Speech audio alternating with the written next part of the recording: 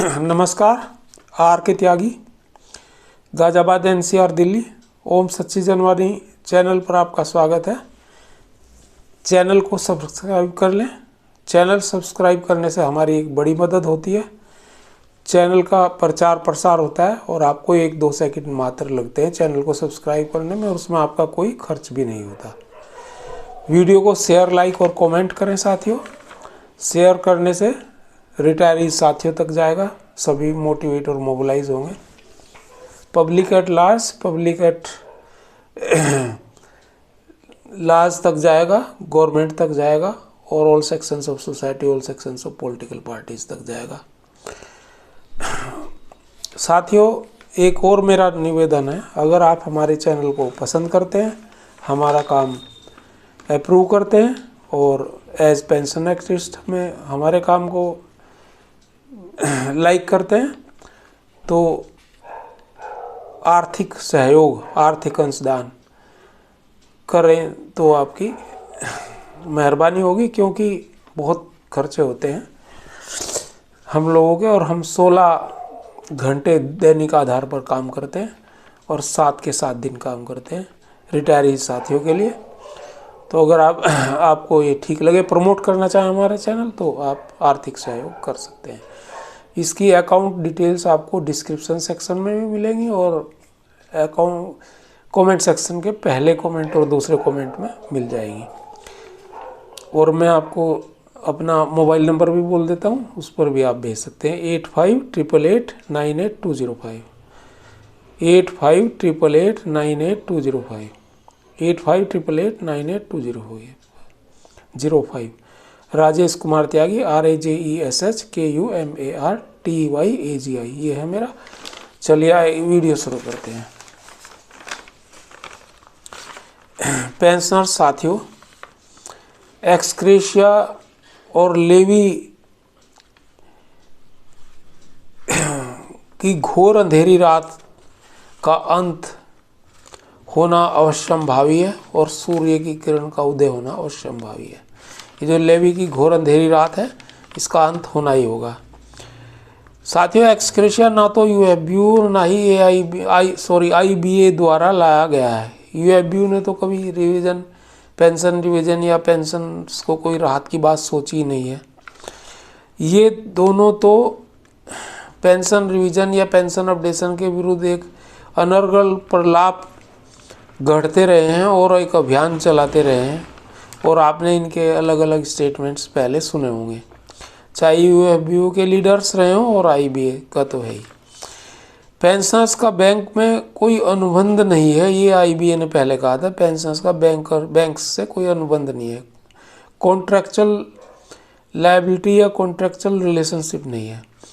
AIBA के general secretary ये कहते रहे और फिर पैसों के अभाव की बात कहते रहे, और बाद में यह भी कहा कि पेंशन रिवीजन अगर हमने करा दिया तो पैसों का इतना ज़बरदस्त अभाव पड़ेगा। ये तो अभी भी कहा सेटलमेंट के बाद, MOU के बाद, कि आपकी पेंशन ही बंद हो जाएगी, पैसे ना होने की वजह से पेंशन ही नहीं मिलेगी किसी को, जबकि वो कॉन्ट्रैक्चुअल लायबिलिटी और पेंशन फंड से मिलती है और उसके लिए प्रोविजंस बने हुए हैं बाकायदा। अतः अपडेशन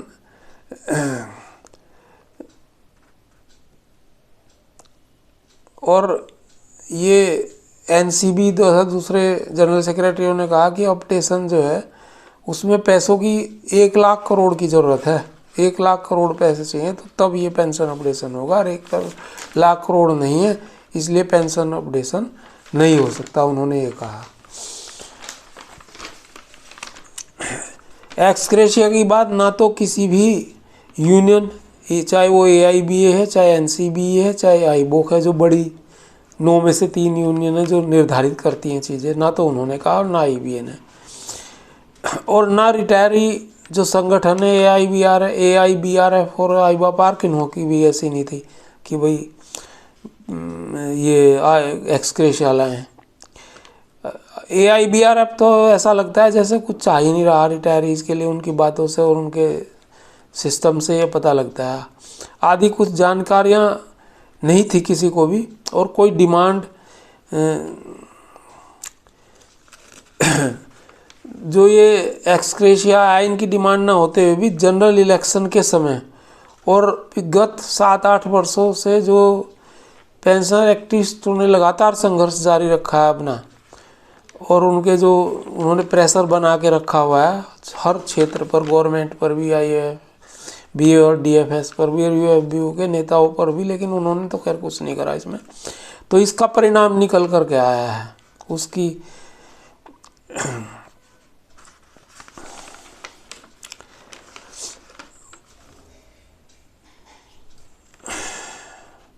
और इन्होंने क्या करा,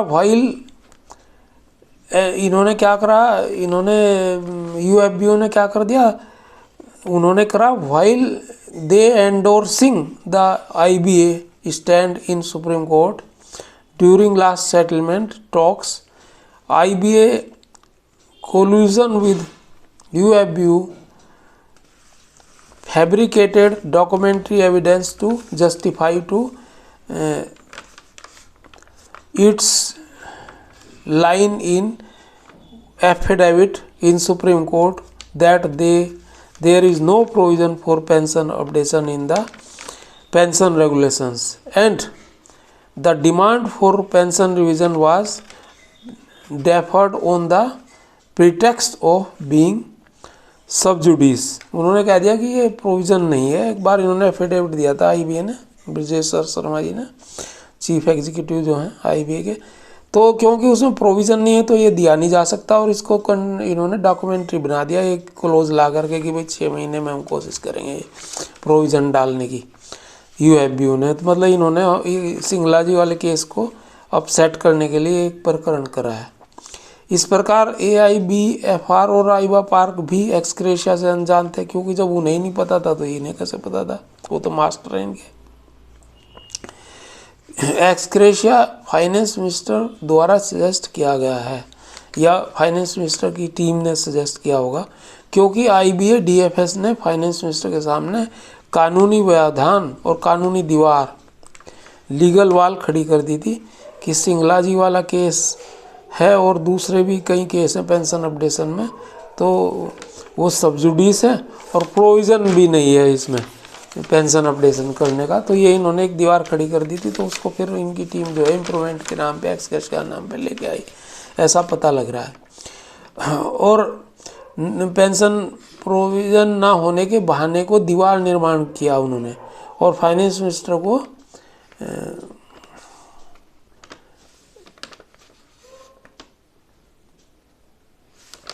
पेंशन एक्टिविस्ट का जो प्रेशर था उसको संभालने के लिए, उसको मैनेज करने के लिए, उसको बैलेंस करने के लिए इसी इस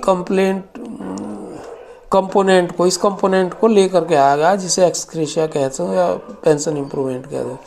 ये पेंशन एक्टिविस्ट का जो चारों तरफ से दबाव था उसको मैनेज करने के लिए, संभालने के लिए और उसको मीट आउट करने के लिए भारतीय मजदूर संघ श्री गिरीश आर्य जी, जो वहाँ के नेशनल सेक्रेटरी हैं, प्रभारी हैं फाइनेंस सेक्टर के, उनका भी इसमें अपनी भूमिका अदा की है।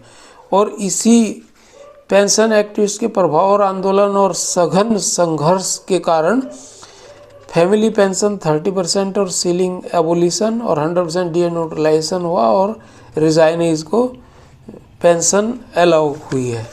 तो ये पेंशन एक्टिविस्ट का प्रभाव है निश्चित रूप से।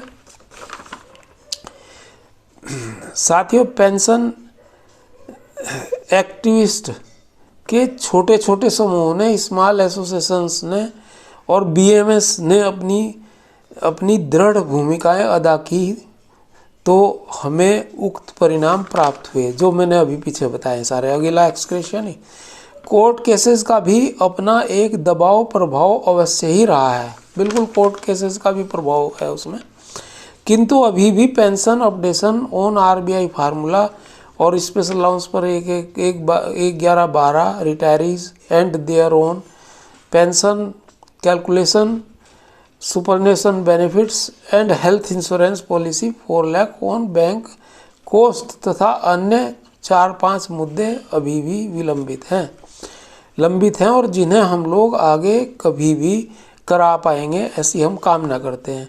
कोर्ट कोर्ट की लड़ाई, ऑनलाइन व अन्य प्रकार के सभी संघर्ष आंदोलन कदम उठाए जा रहे हैं। अभी श्री जयंत शुक्ला जी जो हैं प्रयागवाणी के हवाले से उन्होंने एक लिखा है, उन्होंने ठीक ही कहा। उन्होंने कहा it is moral responsibility of every pensioner to care financially such activist and small groups और associations who were seen in the battlefield. Pensioners should make voluntary financial contributions to and strengthen them। किन्हें? जो ऐसे activist थे जो लड़ाई में नज़र आ रहे थे, उनको देना चाहिए फाइनेंशियल कंट्रीब्यूशन उन्हें स्ट्रेंथन करने के लिए। तो वो लड़ाई कैसे लड़ेंगे? अपने पैसे से कितने दिन तक लड़ाई लड़ेंगे? But should not give any money to big retirees unions, AIBRF, etc. and others organizations. All these big working unions and retirees unions became money addict। ये बड़ी बड़ी यूनियन है, IBRF भी हो, इसमें इनके पास बहुत पैसे हैं और इन काफ़ी चंदे लेते हैं। और ऐसे जब इनकी संग वो होते हैं अधिवेशन, उसमें भी ले लेते हैं बीच में। तो इन्हें ज़रूरत नहीं और हमें ज़रूरत है। और ये शुक्ला जी कह रहे हैं they have crores and millions of rupees, yet they are roaming among bankmen with levy ball in their hands with greetings and good wishes। उन्होंने कहा कि इनके पास जो है बहुत पैसे हैं, फिर भी ये चंदे के लिए घूमते रहते हैं और लेवी वगैरह के घूमते हैं। तो साथियों, ये उन्होंने क्लियर करा और सही बात है। जो एक्टिविस्ट लोग हैं जो आपका काम कर रहे हैं, उनको दो आप। अगर फाइनेंशियल कंट्रीब्यूशन देना, उनके हाथ मजबूत करो ताकि मैं काम कर सकें। और हम लोग तो, मैं अपनी बात करूं, 16 घंटे डेली और 7 दिन रेगुलर काम करता हूं। और भी लोग काम करते हैं, कोई थोड़ा कम, कोई तो 7-8 वर्षों से हम काम कर रहे हैं। तो ये इसमें था। और अंत में फिर वही एक निवेदन कि आप चैनल को सब्सक्राइब कर लें ताकि चैनल हमारा प्रचार प्रसार हो, और शेयर करें वीडियो को, कमेंट लाइक भी करें। और अंत में मैं अपनी डिटेल्स जो हैं अकाउंट्स की ये शेयर कर रहा हूँ, जबकि डिस्क्रिप्शन में भी हैं और कमेंट सेक्शन में पहला दूसरा कमेंट में मिलेंगी। RAJESHKUMARTYAGI Rajesh Kumar Tyagi. Account number SB account 38966877761। SB account 38966877761। IFSC code CBIN0 285097 285097। एक बार फिर CBIN0 285097। SBI account 38966877761। Rajesh Kumar Tyagi RAJESHKUMARTYAGI। और सेंट्रल बैंक ऑफ इंडिया में है अकाउंट कौशाम्बी गाजियाबाद KAUSHAMBI